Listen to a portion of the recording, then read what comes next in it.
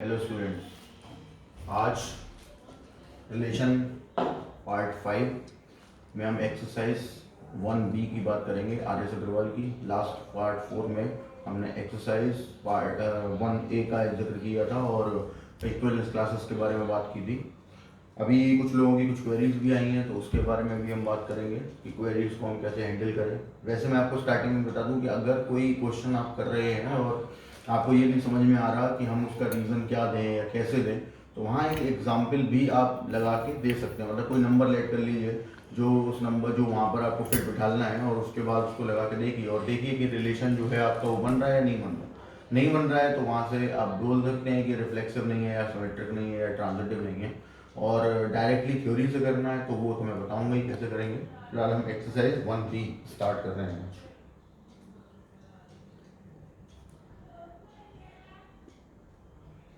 इसमें 1B में R S Agarwal की एक्सरसाइज फॉर सी में पहला वाला क्वेश्चन दिया हुआ है, define a relation on a set, what do you mean by the domain and range of the relation, give an example. इसकी थ्योरी तो मैं आपको बता ही चुका हूँ कि रिलेशन क्या है, कितने टाइप का है, डोमेन रेंज क्या है, तो इसके जवाब हम वहाँ से दे सकते हैं। फिलहाल सेकंड वाले क्वेश्चन पे हम आते हैं डायरेक्टली। सेकंड वाले में भी आपसे बोला हुआ है कि capital A B a set of all triangles in a plane and capital R be the relation delta 1 comma delta 2 such that delta 1 similar to delta 2। आपसे बोला है is an equivalence relation, proof करना है ये, ठीक है। तो equivalence relation means हम यहाँ पर सबसे पहली कंडीशन लेंगे रिफ्लेक्सिव। अब मैंने जो जो चीज़ें आपको समझाई हैं लास्ट 3 वीडियोस में, लास्ट 4 वीडियोस में, उनमें आपको ये लगानी है। आपको मैंने क्या बोला था कि भाई रिफ्लेक्सिव आप जब देख रहे हो तो रिफ्लेक्सिव कंडीशन उठाओ और ब्रैकेट उठाओ, और ब्रैकेट का जो रिलेशन दिया हुआ है उसको रिफ्लेक्सिव कंडीशन में डालिए। अगर दोनों फिट हो जाते हैं इसका मतलब रिलेशन है, वरना नहीं है। तो क्या कंडीशन होती है, डेल्टा 1 सिमिलर टू डेल्टा 1। अब आप सोचेंगे कि ये होगा या नहीं होगा, बिल्कुल होगा। कोई भी ट्राइंगल अपने ही सिमिलर जरूर होता है, और ये आपने सिमिलर ट्राइंगल की प्रॉपर्टी 10th में पढ़ चुके हो आप कि सिमिलर ट्राइंगल की प्रॉपर्टी के हिसाब से ही हम बात कर रहे हैं कि डेल्टा 1 मतलब कोई भी ट्राइंगल अपने ही सिमिलर जरूर होगा, क्योंकि उसके एंगल्स का रेशियो और उनकी साइड्स का रेशियो आपस में सेम ही रहेगा, इस वजह से दे आर सिमिलर। और अगर ऐसा हुआ तो delta 1 comma delta 1 belongs to R and R is a reflexive. Okay? second point क्या है, सिमेट्रिक। सिमेट्रिक में हमने क्या देखा, if delta 1 similar to delta 2, ये हमने लेके चले हैं। एक ऑर्डर्ड पेयर हमने उठा लिया है और ऑर्डर्ड पेयर आर में से उठाया है, तो इसका मतलब ये कंडीशन बन रही होगी तभी आर में गया होगा। अब सिमिलर उल्टा कर देते हैं, then delta 2 is also similar to delta 1। क्यों, अगर डेल्टा 1 डेल्टा 2 के सिमिलर है तो डेल्टा 2 डेल्टा 1 के सिमिलर होना चाहिए। सेम ही बात है, क्योंकि ये दोनों बातें एक ही हैं। Delta 1 is similar to delta 2 या डेल्टा 2 सिमिलर टू डेल्टा 1, तो हमने इसको रिवर्स करके लिखा हुआ है। रिवर्स करके लिखा mean delta 2 comma delta 1 also belongs to R, R is symmetric. Okay student, next third point पे चलते हैं। थर्ड है हमारा transitive. If delta 1 similar to delta 2, माने delta 1 comma delta 2 belongs to R, delta 2 similar to delta 3, delta 2 comma delta 3 belongs to R. अब मैं करूंगा combine, delta 1 delta 2 के सिमिलर, डेल्टा 2 डेल्टा 3 के सिमिलर, यानी हमें जब कंबाइन करते हैं तो हमारी कंडीशन क्या बनती है, कंडीशन बनती है delta 1 similar to delta 2 similar to delta 3। अब मैं इन दोनों को कनेक्ट कर दूंगा, ये अब दोनों कनेक्ट हो गए, delta 1 similar to delta 3। Clear है, और इस वजह से delta 1 comma delta 3 belongs to R. Clear है, और अगर ऐसा हुआ तो आर इज ट्रांजिट। हो गई पूरी बात, reflexive, symmetric and transitive. Then R is an equivalence relation. Okay students, समझ आ गया, नोट डाउन। ओके स्टूडेंट, ये था आपका सेकंड क्वेश्चन। इस बारे में हम लोग पहले भी बात कर चुके हैं जब हमने रिफ्लेक्सिव सिमेट्रिक समझाया था, तो आपको एक ट्राइंगल का डायग्राम और ट्राइंगल का एग्जांपल लेके समझाया था कि पैरेलल कंडीशन, परपेंडिकुलर कंडीशन या सिमिलर की थी। क्लियर? अभी नेक्स्ट पॉइंट पे चलते हैं। नेक्स्ट क्वेश्चन है आपका थर्ड, दिया हुआ है, समझा देता हूँ आपको। ये होमवर्क लगा लीजिए, आपको करना है क्वेश्चन नंबर थर्ड। और ये सिंपल क्वेश्चन है, उसमें बोला ये गया है कि a comma b belongs to z, a plus b is even, show that r is an equivalence relation on z। मतलब आपको z एक इंटीजर का सेट दिया हुआ है और कंडीशन लगी हुई है कि r में जो वो ही जाएगा a कॉमा b जो a plus b even show कर रहा होगा। तो आपको ये क्वेश्चन खुद करना है। इनकेस नहीं आता है तो आप मुझे व्हाट्सअप या इसमें कमेंट छोड़ दीजिएगा व्हाट्सअप पे, उस पर यूट्यूब पे, तो मैं आपको दोबारा से एक बार समझा दूंगा क्वेश्चन को। फिलहाल हम क्वेश्चन नंबर 4 पे चलते हैं। 4 क्या है? 4 बोल रहा है a comma b belongs to z and a minus b is divisible by 5।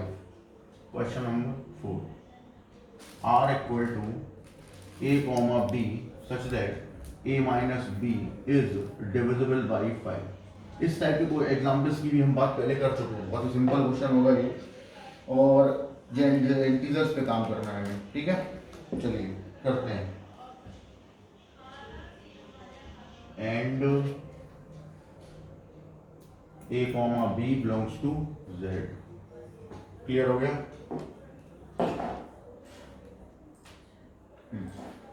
देखिए पहला रिफ्लेक्स। अब यहां पर जैसे z दिया हुआ है तो आप सेट बना सकते हो आराम से। मतलब ऐसा नहीं है कि आप सेट बना के r बना के नहीं कर सकते। इनफाइनाइट एलिमेंट होंगे तो बनाना पड़ेगा, बना सकते हैं आप। लेकिन हमें यहाँ कंडीशन की थ्योरी है, थ्योरी में ये ध्यान रखना होता है कि कौन सा ऐसा केस है, वो हर केस, चाहे वो इंटीजर जैसे उन्होंने बोला, तो हर एक इंटीजर के लिए रिफ्लेक्सिव होना चाहिए, हर एक के लिए सिमेट्रिक होना चाहिए और ट्रांजिटिव होना चाहिए। किसी भी एक के लिए रह गया तो फिर वो कंडीशन वहां से डिनाई हो जाएगी। अभी आगे आप ऐसे क्वेश्चंस की बात करेंगे। फिलहाल यहाँ पर देखिए आप, a minus B is divisible by, reflexive क्या कहता है?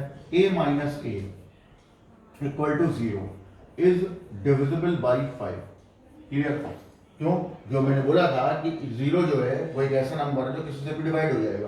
तो a minus A equal to 0, और a माइनस ए क्यों किया? क्योंकि रिफ्लेक्शन में क्या होता है, एक ऐसा ऑर्डर्ड पेयर जो आइडेंटिकल, जिसके दोनों एलिमेंट्स आइडेंटिकल हो, में वो लेना होता है, वो r में होना चाहिए। तो इसीलिए हमने a माइनस ए लिया।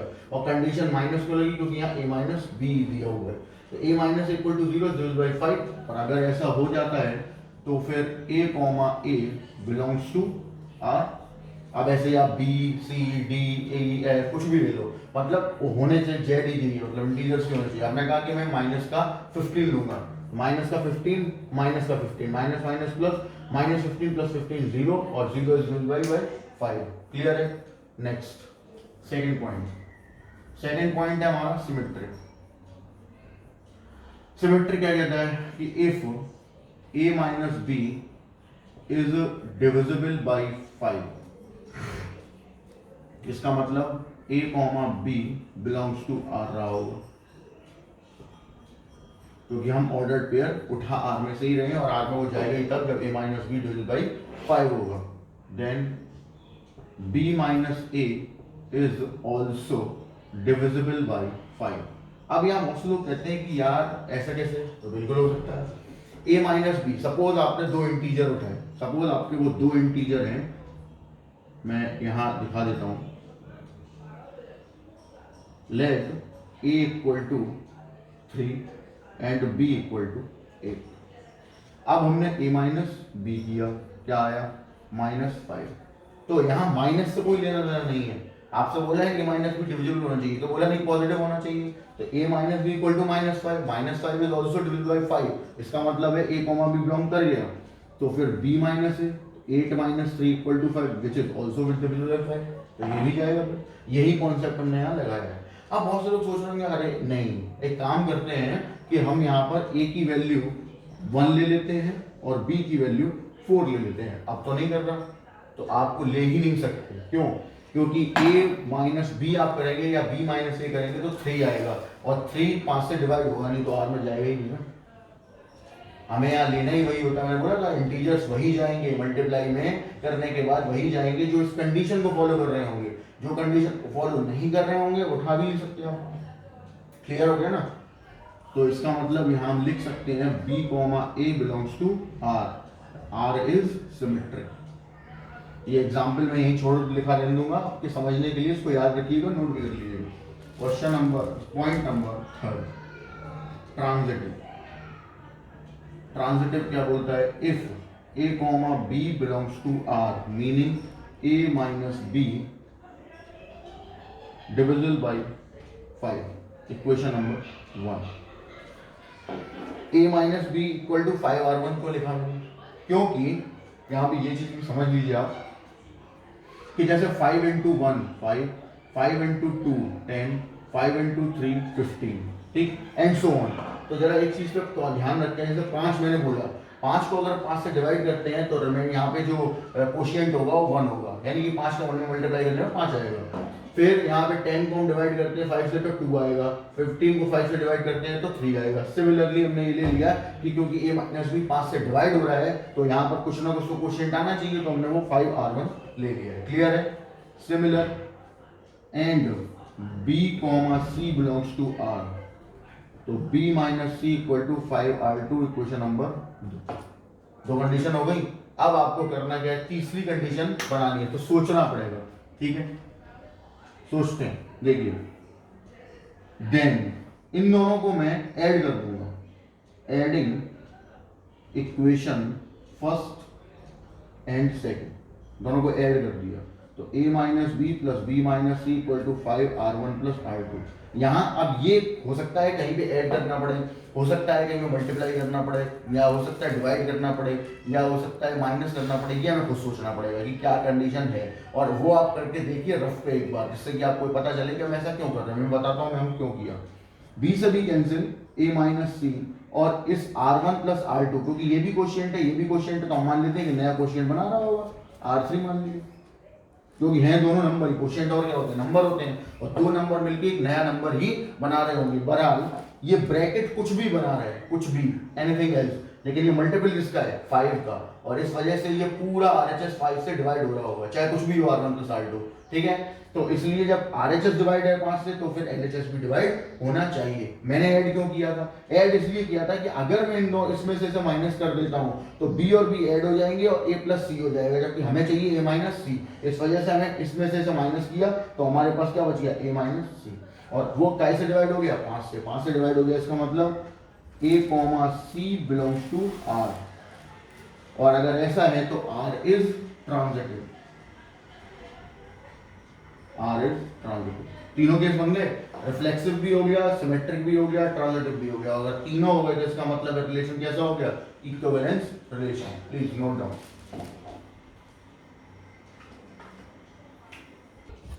ओके, क्वेश्चन नंबर 5 पढ़ लीजिए एक बार सभी लोग। इसको भी मैं होमवर्क दे रहा हूँ, क्योंकि इस टाइप के काफ़ी क्वेश्चन हम लोग कर चुके हैं। नहीं है तो मैंने आपसे पहले बोला था कि आप यूट्यूब पे कमेंट बॉक्स में लिख सकते हैं, और इधर ऐप में जाके मुझे कमेंट कर सकते हैं, व्हाट्सएप पे कमेंट कर सकते हैं, बता सकते हैं कि क्या करना है, क्या नहीं समझ में आया, वो मैं दोबारा वीडियो बना के आपको डाल दूंगा, या आपको व्हाट्सएप पे ही समझा सकता हूँ।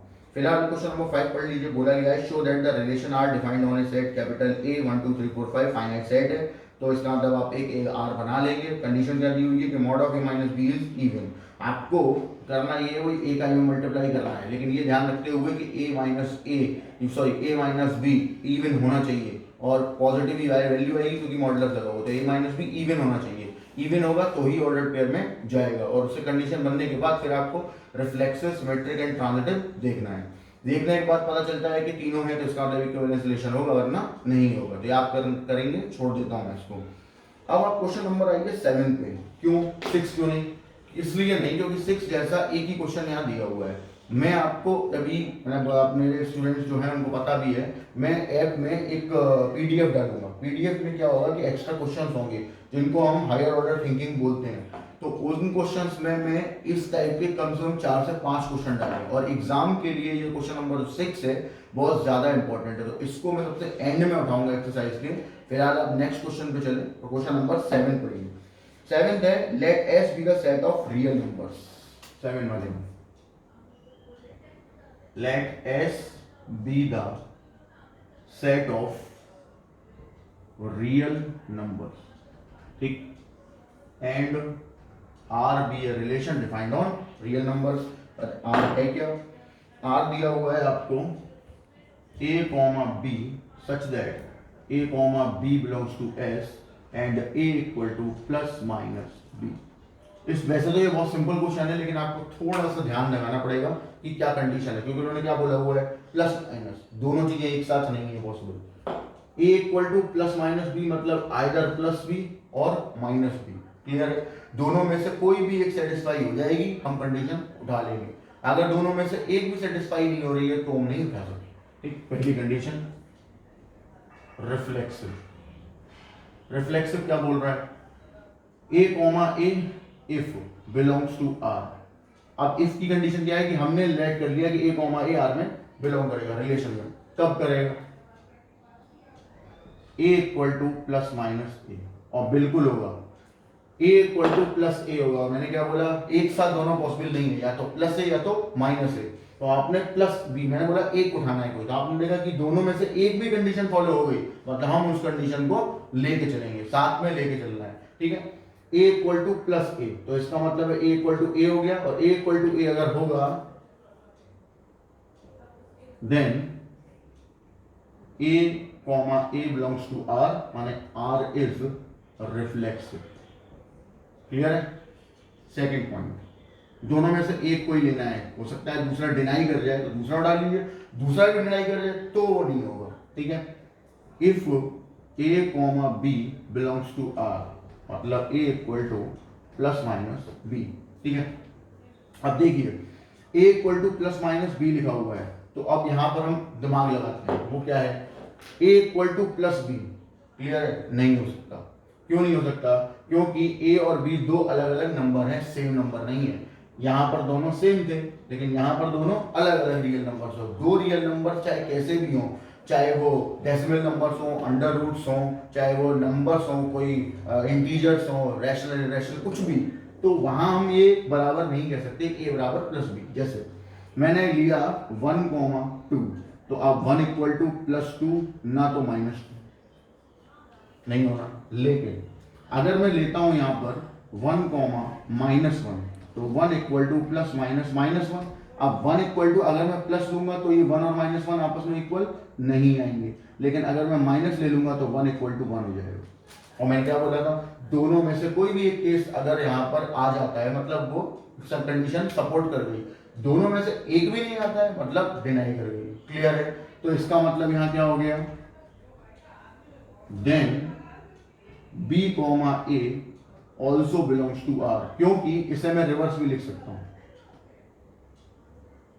क्लियर है, बिल्कुल लिख सकते हैं, क्योंकि आपस में इक्वल लगा हुआ है, a equal to plus minus b या फिर b equal to plus minus a. इस वजह से b कॉमा ए आर में गया होगा। क्लियर है, सब के समझ में आ गई बात। नेक्स्ट चलते हैं थर्ड पार्ट।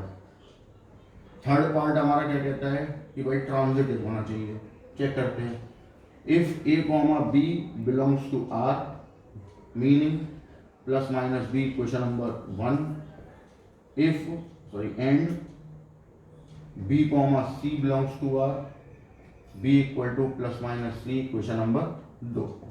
अब इक्वेशन नंबर 1 और 2 से हम क्या करेंगे, दोनों को मर्ज करेंगे आपस में, यानी कि दोनों कनेक्ट करेंगे, और then by equation first and second, तो यहां क्या आ जाएगा, a प्लस माइनस सी। अब प्लस माइनस तो क्या, प्लस और प्लस दोनों ऐड होंगे तो प्लस देंगे, माइनस और माइनस दोनों ऐड होंगे तो माइनस देंगे। तो दो प्लस माइनस लगाने को मतलब तो रहा नहीं, इसलिए हम सिंगल ही प्लस माइनस लगा देते हैं। a equal to plus minus c, यानी a comma C belongs to R, और अगर ऐसा हुआ तो r इज ट्रांजिटिव। तीनों हो गए, रिफ्लेक्सिव भी हो गया, सिमेट्रिक हो गया, ट्रांजिटिव हो गया, और अगर तीनों हो गए तो r is equivalence relation. Clear है, नोट डाउन। आप एक बार देख लीजिएगा पॉज करके, तो आपको समझ में भी आ जाएगा, और सोचिए ज्यादा कंडीशन क्या लगी हुई है, और उसके बाद भी कंफ्यूजन रह जाए तो आप मुझे कमेंट कर दीजिए या व्हाट्सअप कर दीजिए, मैं बता दूंगा। फिलहाल note down. Okay students, next question में चलते हैं। क्वेश्चन नंबर 8 पढ़ लीजिए। बोला हुआ है set S be the set of all points in a plane. ठीक है, let S be the set of all points in a plane and are equal to capital A comma capital B such that distance of capital A comma B less than 2 units. Clear? आपको बताना है, show करना है reflexive है, symmetric है, बस transitive नहीं। तो हमें रीजन देने पड़ेंगे। पहला reflexive, if A comma A belongs to R, अगर ये तब हो सकता है जब distance A comma A less than 2 हो जाए, और बिल्कुल होगी क्योंकि यहाँ पर जो डिस्टेंस A कॉमा B लिखा हुआ है उसका मतलब है mod of A minus B। कैसे पता चला? मॉड इस वजह से लिखा है क्योंकि डिस्टेंस निगेटिव नहीं होगी, इसीलिए हम उसको लेके चलेंगे मॉड में। और क्योंकि B माने डिस्टेंस, क्वेश्चन में बोला गया है, इसका मतलब है A में से B को माइनस करना है या B में से A को माइनस करना है। क्लियर है?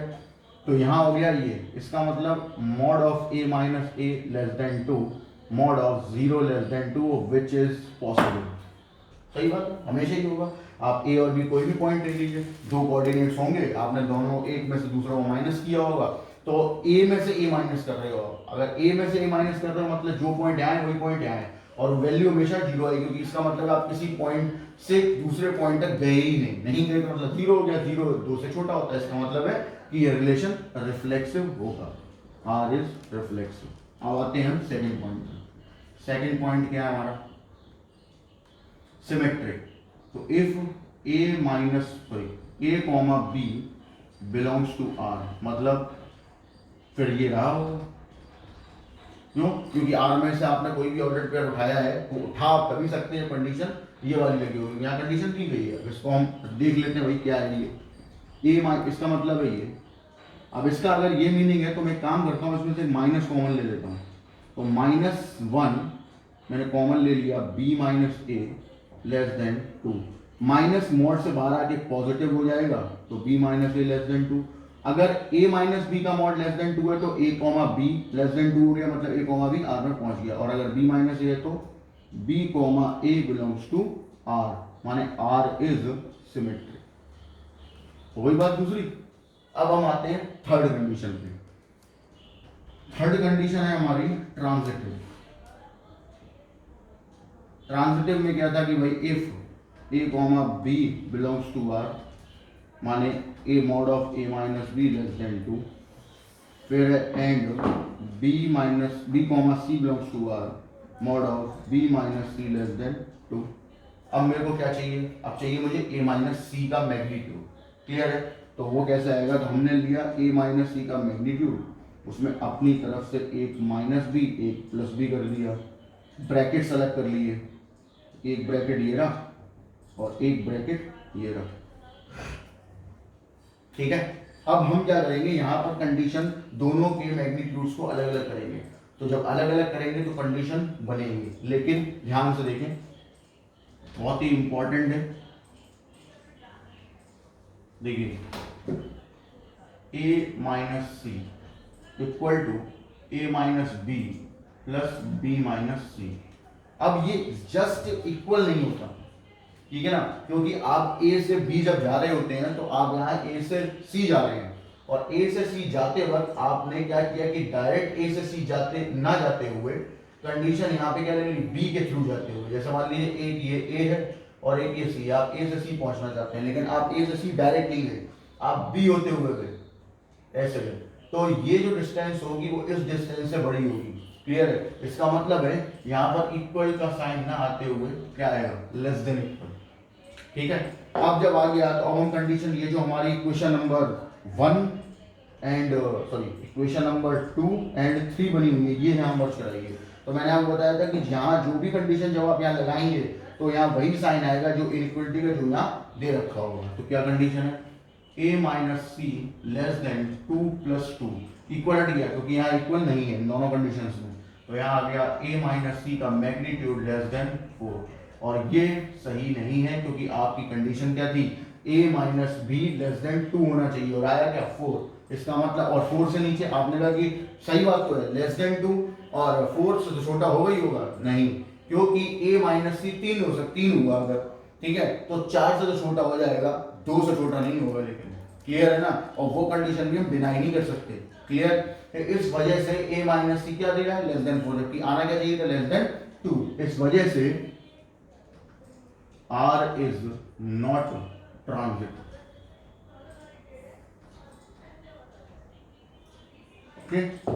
ठीक है student, please note down. Okay students, next question पे चलते हैं, पढ़ लीजिए। 9th क्वेश्चन क्या है, बोला है let set S be the set of real numbers so that the relation R a comma b is plus b square equal to 1 is symmetric but not transitive or not symmetric, not reflexive, sorry, not यहाँ बोला हुआ है कि जो relation है वो symmetric है लेकिन रिफ्लेक्सिव और ट्रांजिटिव नहीं है। चलो वो तो बात की बात है, पहले तो हम चेक करते हैं एक बार कंडीशन क्या है। Question number 9, R a comma b such that a square plus b square equal to 1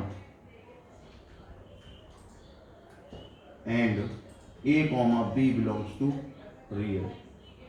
real numbers में हमारे पास कुछ नंबर्स हैं, उनके बारे में बात करेंगे। अब ये क्वेश्चन एक ऐसा क्वेश्चन है जिसमें हो सकता है कि आप थ्योरी से ना सोच पा रहे हैं। मैं फिलहाल दोनों से ही बताऊंगा, थ्योरी और न्यूमेरिकल जैसा भी आप समझ में आए वो आप नोट कर लीजिएगा। दोनों नोट करना है तो दोनों, एग्जाम में भी आप दोनों आंसर लिख सकते हैं, ठीक है। देखिए पहली कंडीशन हमने ली कि भाई रिफ्लेक्सिव होना चाहिए, देखते हैं, चेक करते हैं। रिफ्लेक्सिव की कंडीशन के हिसाब से a square plus a square equal to 1, clear. अब ये चीज जरा ध्यान से सुनिए, क्योंकि जब बुक्स वगैरह में एग्जाम्पल लेके उन्होंने कर दिया होता, बट आप इतना नहीं शायद सोच पाओगे, तो इसीलिए मैं आपको एक तरीका बता रहा हूँ। ये पॉसिबल नहीं होगा हर रियल नंबर के लिए, जबकि मैंने क्या बोला था कि R एक ऐसा सेट होगा, रियल नंबर एक ऐसा सेट होगा जिसके अंदर जितने भी एलिमेंट हैं उन सब के identical ordered pair capital R यानी रिलेशन में जाने चाहिए, तभी वो रिफ्लेक्सिव होगा। और यहाँ ऐसा पॉसिबल नहीं है, क्योंकि जब आप इसे सॉल्व करेंगे तो a स्क्वायर इक्वल टू 1/2 और a equal to plus minus 1/√2 आएगा। मतलब आप यहाँ पे केवल दो ही नंबर a रख सकते हैं, या तो 1/√2 प्लस का या तो 1/√2 माइनस का, क्लियर है। तो सारे तो नहीं हुए, तो आपको क्या करना था, then all real numbers like a belongs to R not satisfying the given relation, bracket में a square plus b square equal to 1, hence a comma a not belongs to R, so R is not reflexive। Clear हो गई बात, दोबारा समझ लीजिए। ये condition हमें दे रखी थी, बोला R में जाना है तो ये कंडीशन लेके जाना है, ठीक। a square plus a square equal to 1, हमने क्या किया, सॉल्व कर लिया, की वैल्यू निकाल ली। अब इससे हुआ क्या, हुआ ये कि भाई a की दो ही वैल्यू आई है, प्लस माइनस 1/√2, जबकि रियल में कितनी होंगी, इनफाइनाइट वैल्यू होंगी, जिनमें हर एक के आइडेंटिकल ऑर्डर्ड पेयर R में होने चाहिए, और वो होंगे नहीं होंगे। तो इसका मतलब है कि जो मैंने क्या बोला कि हर एक के लिए होने चाहिए, वही चीज लिखी है। Then all real number like a belongs to capital R मतलब real number, not satisfying the given relation a square plus b square equal to 1, hence a comma a not belongs to R, तो R is not reflexive। Next symmetric पे आते हैं, दूसरा point.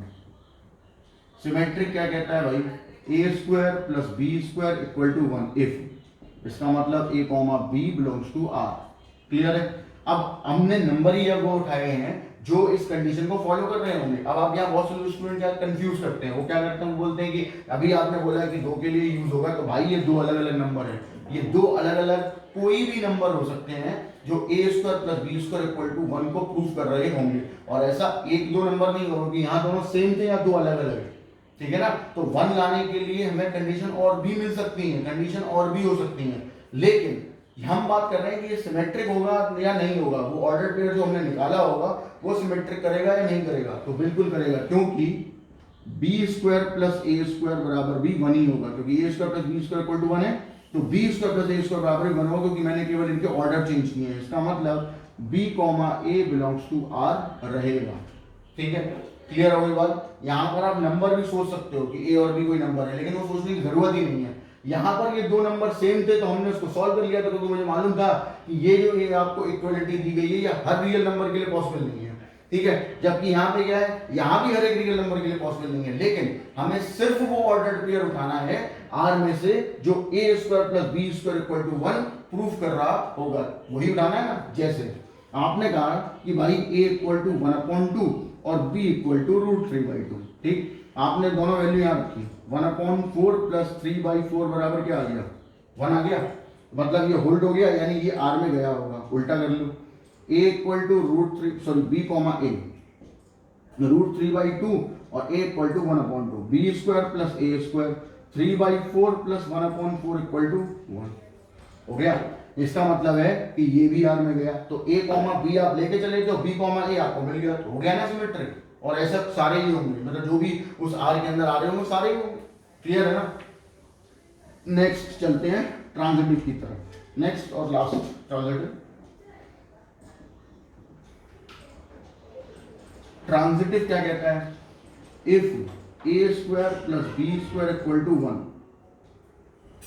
माने a comma b belongs to r and b square plus c square equal to 1, b comma c belongs to r, then अब मैं क्या करूंगा, इन दोनों को ऐड कर देता हूं, a square plus b square plus b square plus c square equal to 2, a square plus c square equal to ये हो गया 2b स्क्वायर, 2 उधर चला गया तो 1 माइनस बी स्क्वायर। अब आप इस कंडीशन को ध्यान से समझिएगा, मैं इसीलिए थ्योरी से समझा रहा हूँ, क्योंकि यहाँ बहुत से लोगों की डिमांड थी कि सर एग्जाम्पल से तो हम एक बार सोच ले, लेकिन थ्योरी से कैसे करेंगे। तो थ्योरी देखिए, ये कंडीशन आ गई। अब हम सबसे मिनिमम कंडीशन सोचते हैं, बी स्क्वायर की बात कर लेते हैं। बी स्क्वायर किसी भी सूरत में नेगेटिव नहीं होगा, पॉजिटिव है क्योंकि स्क्वायर लगा हुआ है और यहाँ लगा हुआ है माइनस, इसका मतलब है इस माइनस के साथ मिलकर नेगेटिव वैल्यू दे रहा होगा।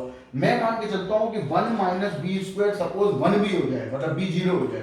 सपोज 1 माइनस बी स्क्वायर को हमने क्या ले लिया, 1 हो गया, 1 भी हो जाए तो भी आपको क्या मिलेगा 2, और जबकि मिलना क्या चाहिए था 1। समझ आ गई बात। और 1 क्यों नहीं मिलेगा, क्योंकि यहाँ 2 का मल्टीपल है 1 माइनस बी स्क्वायर, और 1 माइनस बी स्क्वायर को 1/2 होना पड़ेगा। अब आप ये भी देख लीजिए, आप बहुत से लोग सोच रहे हो कि 1 माइनस बी स्क्वायर अगर 1/2 हो जाए तो 1 हो जाए, तो 1 minus B square equal to मैंने 1/2 ले लिया, तो 1/2 इधर गया, ये बच के आपके पास 1 माइनस 1/2 बी की वैल्यू प्लस माइनस 1/√2, मतलब बी की एक सर्टेन वैल्यू आ गई, जैसे अभी ए की आई थी। सर्टेन वैल्यू है मतलब हर एक रियल नंबर के लिए कंडीशन पॉसिबल नहीं होगी, और हमने हमारे लिए क्या कंडीशन दी, हर एक रियल नंबर के लिए कंडीशन ट्रांजिटिव होनी चाहिए। क्लियर है ना। जो ऑर्डर्ड पेयर के अंदर गए हुए हैं, मतलब जो भी 2 ऑर्डर्ड पेयर गए हुए हैं, ए बी और बी सी, उन सब के हिसाब से ए सी आना चाहिए, और ऐसा पॉसिबल नहीं है। अगर ऐसा पॉसिबल नहीं है, इसका मतलब a comma C not belongs to R, और R is not transitive. Clear हो गई बात। ये है आपका रिफ्लेक्सिव सिमेट्रिक और ट्रांजिटिव क्वेश्चन नंबर 9 में। एक बार मैं दोबारा से समझा देता हूं, आप नोट कर लीजिए। ओके स्टूडेंट्स, इस क्वेश्चन को एक बार ध्यान से पढ़ लीजिए, मैं दोबारा समझा रहा हूं, समझ लीजिए। देखिए मैंने बोला भी था रिलेशन थ्योरी है, टफ है, आपको यहाँ पर सोचना पड़ेगा। ये ऑर्डिनरी टाइप के क्वेश्चंस नहीं है कि ट्रिग्नोमेट्री में आपने फॉर्मूले लगाए और हो गए। ये है दिमाग के ऊपर डिपेंडेंट क्वेश्चंस। ये इसमें करना ये होता है कि आपकी जो भी कंडीशंस आपको पढ़ाई गई है पुराने लेक्चर्स में, उसको ध्यान से देखिए, समझिए, और उसके बाद क्वेश्चन को अपनी लैंग्वेज में लिखिए, क्योंकि आप मेरी लैंग्वेज कॉपी करेंगे तो आपको याद कुछ नहीं रहेगा। इसीलिए क्वेश्चन को सोचो कि वो बोल क्या रहा है, उस कंडीशन को पढ़ो, और ये इनइक्वालिटी की जो कंडीशंस हैं या इक्वालिटी की जो कंडीशन के बारे में हमें ध्यान रखना होता है। तो देखिए क्या करना था, हमसे बोला गया कि a square plus B square equal to 1 होना चाहिए, ठीक है, और ए भी रियल नंबर होंगे। हमें ये पता है कि रिफ्लेक्सिव जब तभी होगा जब कंडीशन हमारे पास ये आएगी कि भैया जितने भी रियल नंबर हैं उन सबके identical ordered pair capital R मतलब रिलेशन में जाने चाहिए, ठीक है। सबके लिए नहीं होगा तो कंडीशन वहीं फेल हो जाएगी, ठीक है। तो हमने ए स्क्वायर प्लस ए स्क्वायर बराबर 1 रख लिया। अब मुझे साफ तौर पर चल रहा है कि ए एक ही नंबर है जो हम कोई भी ले सकते हैं, तो एक ही नंबर का स्क्वायर करके उसी नंबर के स्क्वायर में ऐड करने पे 1 आए, ऐसा पॉसिबल नहीं होगा हर एक नंबर के लिए। इसलिए हमने उसको सॉल्व करके नंबर निकाल लिया, देखा कि भाई दो नंबर है प्लस माइनस 1/√2, ठीक है। इनके लिए तो ऐसा है पर और किसी के लिए नहीं होगा। आप चाहें तो एक बार कोई भी रियल नंबर ऐड करके देख लीजिए, a² + a² = 1, ठीक। इसका मतलब है कि ये सभी रियल नंबर्स के लिए सेटिस्फाई नहीं हो रही कंडीशन, यानी r इज नॉट रिफ्लेक्सिव। और हमारे सेकंड वाले में सिमेट्रिक में क्या था कि दो अलग अलग नंबर थे, हमने ये मान लिया कि ये दो अलग अलग जो नंबर है ये हमने किसी r में से उठा लिए, इस r में से उठा लिए, कोई भी एक ऑर्डर पेयर उठा लिया जो उसमें पहले से मौजूद था, ठीक। अब नंबर तो बदले, नंबर तो वही है, केवल उनका ऑर्डर बदल दिया है। तो अगर a² + b² = 1 आ रहा होगा तो फिर b² + a² बराबर भी 1 आ रहा होगा, जो कि मैंने आपको एक एग्जांपल लेके समझा भी दिया, ठीक। अब हम आए ट्रांजिटिव की तरफ। वो बोल रहा था कि a² + b² = 1, b² + c² = 1, दो नंबर हो गए, दो ऑर्डर पेयर हो गए। अब मैं क्या करूंगा, ये सोचूंगा कि a और a² + c² कैसे आए। हमने क्या दोनों को ऐड कर दिया। आप माइनस का बहुत लोग सोच रहे हैं मैं माइनस कर दूंगा, माइनस करोगे तो b से भी कैंसिल हो जाएगा और a² - c² आ जाएगा, जबकि हमें चाहिए होगा a² + c²। हमने दोनों को ऐड किया, 2b² बना, उसको सामने ले लिया। अब मैं सिर्फ राइट के बारे में सोच रहा हूँ, मैं राइट के बारे में ये सोच रहा हूँ कि यार ये क्या कंडीशन हो सकती है। तो दिमाग में सोचते ही आया कि 1 - b² अगर 1/2 हो गया तो ये 1 हो जाएगा और कंडीशन फॉलो हो जाएगा। हम तो कोई यही सोच रहे होंगे कि फॉलो करे, क्योंकि एग्जाम में आपको हो सकता है वो बोल दे कि चेक करो कि ट्रांजिटिव है, कि तब आपको पता नहीं होगा कि नॉट अ ट्रांजिटिव, इसलिए आपको कंडीशन ट्रांजिटिव की ही लेके चलनी पड़ेगी और उसे एक्सप्लोर करना पड़ेगा। तो देखिए हमने किया 1 - b² को 1/2 के इक्वल ले लिया, जैसा मैंने अभी किया था, 1 - b² = 1/2। अब ये इक्वेशन को सॉल्व करने के b की दो वैल्यू आएंगी, लेकिन दो सर्टेन वैल्यू होंगी कि इनके अलावा और कोई पॉसिबल नहीं है। जबकि हमने क्या बोला कि जो भी ऑर्डर पेयर आप उठाएंगे उसका रिवर्स, कोई भी ऑर्डर पेयर उठाएंगे तो उसका रिवर्स होना चाहिए उसके अंदर, वो पॉसिबल नहीं होगा, क्योंकि यहां हमें दो ऑर्डर पेयर हम कनेक्ट कर चुके हैं, ए बी बी सी, तो ए सी कनेक्ट होना चाहिए उन तीनों नंबरों से, और ये केवल बी के दो वैल्यू के लिए कनेक्ट हो रहा है और किसी के लिए कनेक्ट नहीं हो रहा। इस वजह से a² + c² जो है वो किसी भी हालत में डायरेक्टली 1 के इक्वल नहीं हो पाएगा, और डायरेक्टली 1 के इक्वल नहीं हो पाएगा इसका मतलब r में नहीं जाएगा, r में नहीं जाएगा मतलब r is not transitive. Okay students, ठीक है। अब मैं समझता हूं कि आपको समझ में आ गया होगा ये वाला क्वेश्चन। फिर भी अगर कोई दिक्कत है तो आप क्वेश्चन दोबारा से एक बार रिपीट करिए, अपने आप करिए क्वेश्चन को और सोचिए उसके बारे में। आप एग्जाम पे लेके करना चाहते हैं कोई दिक्कत नहीं, एग्जाम में कर सकते हैं। एग्जाम्पल भी एक बहुत ही अच्छा आइडिया है उस क्वेश्चन को समझने का, ठीक। बस सामने वाले के समझ में आना चाहिए और सबसे भी पहले आपके समझ में आना चाहिए। क्लियर है? नेक्स्ट क्वेश्चन पे चले। तो नेक्स्ट क्वेश्चन है आपका क्वेश्चन नंबर 10। पढ़ लो एक बार क्वेश्चन को।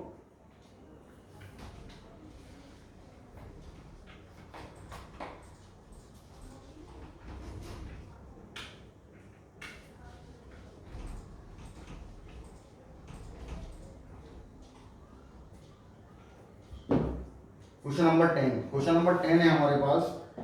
Late r equal to a, b equal to b² for all a, b belongs to natural, so that r satisfy none of reflexivity, symmetricity and transitivity. Simple question. Question number 10 बोला है r एक relation है a, b type के ordered pair है, a equal to b² and a, b belongs to n यानी natural numbers, ठीक। हमको यहाँ प्रूव करना है। सपोज आपसे ये ना प्रूव करवा के बोल दिया whether check reflexive, symmetric and transitive, तो आप सोचिए, जबरदस्ती नहीं कर सकते आप किसी भी रिलेशन को प्रूव, इसीलिए आपको सोचना पड़ेगा। तो सोचिए, पहली कंडीशन है भाई रिफ्लेक्सिव। रिफ्लेक्सिव क्या बोलता है? कंडीशन ये रही, दोनों तरफ a होना चाहिए, a equal to a² for all a belongs to n। अब सोचिए ऐसा पॉसिबल है? कोई नहीं है। कोई भी नंबर आपने उठाया उसका स्क्वायर किया वो उसके बराबर नहीं आएगा। बहुत लोग कह रहे होंगे ऐसे कैसे, 1 तो होता है, 0 भी होगा, तो 1 और 0 को छोड़कर तो पहली बात तो 0 नेचुरल नंबर में जाएगा नहीं। दूसरी बात आपने कहा कि 1 हो गया, 2 हो रहा है क्या, 3 हो रहा है, 4 हो रहा है, नहीं हो रहा। 1 के अलावा 0 के अलावा कोई नंबर के लिए ऐसा पॉसिबल नहीं होगा। इसका मतलब, और 0 नेचुरल में होगा नहीं तो स्टार्टिंग 1 से होगी। केवल 1 के लिए आप सेटिस्फाई कर लेंगे, क्योंकि मैंने कंडीशन क्या बोली थी, 1, 1, 2, 2, 3, 3, 4, 4 and dot dot dot infinity. Natural number infinity होते हैं, बिलोंग्स टू आर होना चाहिए। हो रहे हैं क्या? नहीं हो रहे, केवल 1, 1 हो रहा है। इसका मतलब ये किसी भी सूरत में रिफ्लेक्सिव नहीं होना, क्योंकि a equal to a² possible नहीं है 1 को छोड़कर, एक्सेप्ट 1। तो इसलिए a not belongs to r, माने r is not reflexive. Simple. Second पे आ जाओ। सिमेट्रिक। सिमेट्रिक क्या बोलता है? If A equal to B square, clear है? जहां पे ए कॉमा बी एन के मतलब नेचुरल नंबर्स हैं, क्लियर है? अब ए इक्वल टू बी स्क्वायर है, माने एक नंबर दूसरे नंबर के स्क्वायर के बराबर हमने ले लिया, ठीक है? तो उल्टा पॉसिबल नहीं होगा, यानी b equal to a square नहीं पॉसिबल। क्यों? क्योंकि सिंपल रूल है, a equal to B square. Suppose आपने ए इक्वल टू 4 और बी इक्वल टू 2 लिया, ठीक? तो ए इक्वल टू हो गया, यहाँ ए की जगह आ गया 4 और यहाँ आ गया 4 इक्वल टू 4 हो गया, सही बात है। अब नंबर यही है, यानी बी और ए करना है, उल्टा करना है। किसका मतलब है? यहाँ भी चेंज आया होगा, यहाँ ए की जगह बी आ जाएगा और यहाँ ए स्क्वायर। बी क्या है? 2 और ए क्या है? वो हो गया 16 है बराबर? नहीं है। इसका मतलब है ए बराबर बी स्क्वायर हुआ तो सेम टाइम पे बी बराबर ए स्क्वायर पॉसिबल नहीं है। और अगर पॉसिबल नहीं है तो इसका मतलब है कि B comma A not belongs to R, यानी आर इज नॉट सिमेट्रिक। दूसरी कंडीशन भी देना ही होगी। तीसरी कंडीशन पे चलते हैं, ट्रांजिटिव। ट्रांजिटिव क्या कहता है भाई? कि if A equal to B square, A comma B belongs to R, B equal to C square, B comma C belongs to R. अब ये कंडीशन आ गई। अब ट्रांजिटिव में आपको इन दो कंडीशंस का यूज करके तीसरी कंडीशन प्रूव करनी होती है। तो मैंने बोला अभी तक ऐड करने से माइनस करने से काम चल रहा था, ठीक है? अब हम उससे काम नहीं चला रहे, हम नेक्स्ट पॉइंट पे जा रहे हैं कि ऐसा भी हो सकता है। मैं b को रिप्लेस करूंगा यहां, ठीक? देन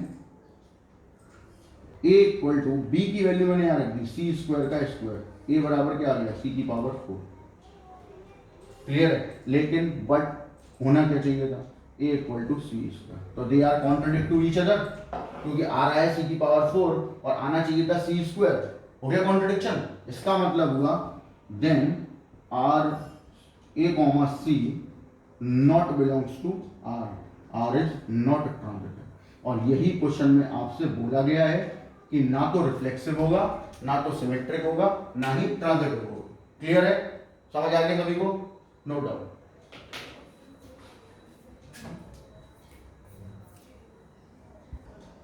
ओके स्टूडेंट्स, चलिए नेक्स्ट 11, 12 एंड 13 ये क्वेश्चन आपको होमवर्क में दे रहा हूं, समझा देता हूं मैं। हम लोग इसको कैसे करेंगे और आप इसको अटेम्प्ट करिए। क्वेश्चन नंबर 6 मैंने छोड़ा हुआ है, कोई दिक्कत नहीं। मैंने बोला नेक्स्ट लेक्चर अब आपको शीट का होगा। अब आपके लिए शीट मैंने तैयार की हुई है जिसमें इस टाइप के क्वेश्चंस भी, मतलब हर टाइप के जो हार्डेस्ट क्वेश्चन हो सकते हैं 12th के बोर्ड एग्जाम में पूछे जा सकते हैं, वो सारे के सारे मैं उसमें ऐड कर दी हूँ। वो आपको फ्यूचर एजुकेशनल पॉइंट के ऐप पे जाकर मिल जाएगा पीडीएफ, वहां मैं डाल दूंगा पीडीएफ। और नेक्स्ट लेक्चर उसी पे होगा और वो रिलेशन का लास्ट लेक्चर होगा, ठीक है? ये 5th लेक्चर था, नेक्स्ट होगा 6th लेक्चर और लास्ट लेक्चर होगा रिलेशन का। अब आपको इसके बाद करना ये है कि जो भी रिलेशन के लेक्चर्स हुए हैं 1st to 6th तक जो भी हो जाए सारे दोबारा से रिवाइज कर लेने हैं, शीट और एक्सरसाइज ढंग से लगा लेनी है। और उसके बाद कोई भी क्वेरी आती है तो अपनी क्वेरी मुझसे शेयर करिए, मैं आपको उसको दोबारा से एक बार कन्वे कर दूंगा उसको आपके समझने के लिए। क्लियर है? नेक्स्ट क्वेश्चन आपको मैं समझा देता हूं, जल्दी से देख लीजिए एक बार। क्वेश्चन नंबर 11 बोला हुआ है show that the relation R A comma B is greater than B N और ऑन एन, ऑन मतलब ऑन एन का मतलब नेचुरल नंबर। आगे बोला हुआ है is transitive but neither reflexive not symmetric. सही बात है, reflexive A is greater than A natural number के केस में होगा ही नहीं। कोई नंबर आपने उठाया वो ग्रेटर नहीं होगा क्योंकि नंबर सेम ही होगा दोनों तरफ, तो इस वजह से ए कॉमा ए आर में नहीं जाएगा। सिमेट्रिक की सिमेट्रिक की बात कर लेते हैं तो if A is greater than B then B is greater than A possible नहीं है सेम टाइम पे, क्योंकि A is greater than B का मतलब है जैसे आपने 2 इज ग्रेटर देन 1 लिया, अब आप इसे रिवर्स कर दीजिए तो 1 इज ग्रेटर देन 2 नहीं होगा, तो इसलिए सिमेट्रिक भी नहीं होगा। ट्रांजिटिव कंडीशन क्या होगी? ट्रांजिटिव बोलता है a is greater than b, b is greater than c, तो हम तीनों को रिलेट कर देंगे कि a greater than b, b greater than c, तो फिर ए ग्रेटर देन सी हो गया और फिर ट्रांजिटिव होगा। क्लियर है? समझ आ गई बात? आप इस चीज को दोबारा से सुन सकते हैं और उसके बाद आप इस क्वेश्चन को अटेम्प्ट करेंगे, ठीक है?